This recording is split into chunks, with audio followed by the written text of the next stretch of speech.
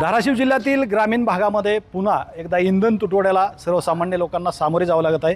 आपण जर पाहिलं तर या ठिकाणी भूममधील एका पेट्रोल पंपावरती आपण आहोत आणि ही समोर जी वाहनं थांबलेली दिसतात आपल्याला, हे टेम्पो जे आहेत हे डिझेल भरण्यासाठी या ठिकाणी थांबलेत। मात्र या पंपातील डिझेलचा कोटा जी आहे ती संपल्यामुळं ही वाहनं थांबून आहेत।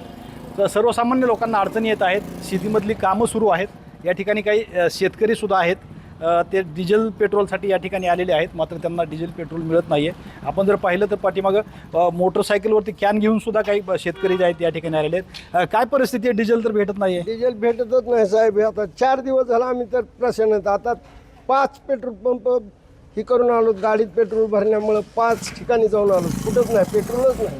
पावसाळा तोंडावर येतो, हा, पावसाळा तोंडावर आला तर डिझेल बी नाही, पेट्रोल बी नाही। आमच्या गाडीत आता जायला आम्हाला पेट्रोल नाही। मोटरसायकलवर आलो, मोटरसायकलवर आलो। हां, तर आम्हाला जायला सुद्धा आता पेट्रोल नाही। आता करायचं काय, ही प्रश्न आमच्या पुढे उभा राहिला। आता पावसाळा तोंडावर आहे, शेतातली कामं, ट्रॅक्टरला डिझेल नाही। हां, ट्रॅक्टरला तर 4 दिवस झाला फिरून रात्र फिरतो, पण कुठंच डिझेल भेटत नाही ट्रॅक्टरला।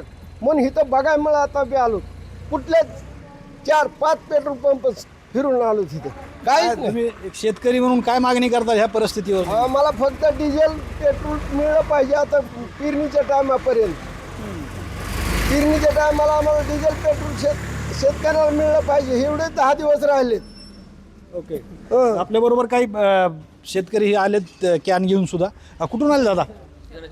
हां, काय ट्रॅक्टर सुरू आहे का? हो, काय डिझेल संपलेला त्यामुळे आलतो। डिझेल भेटते का? भेटायला गेले ना।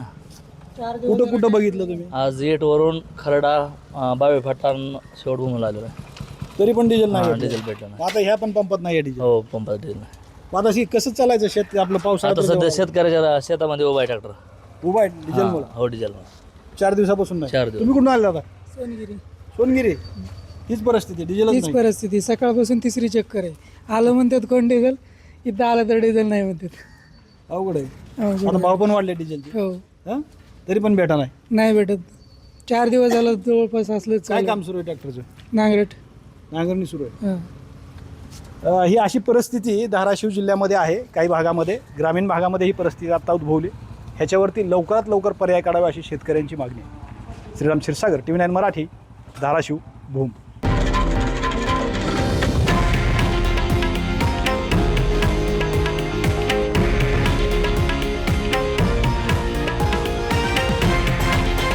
हे आहे देशातील नंबर 1 न्यूज नेटवर्क आणि आपण पाहत आहात TV9 मराठी, एकमेव।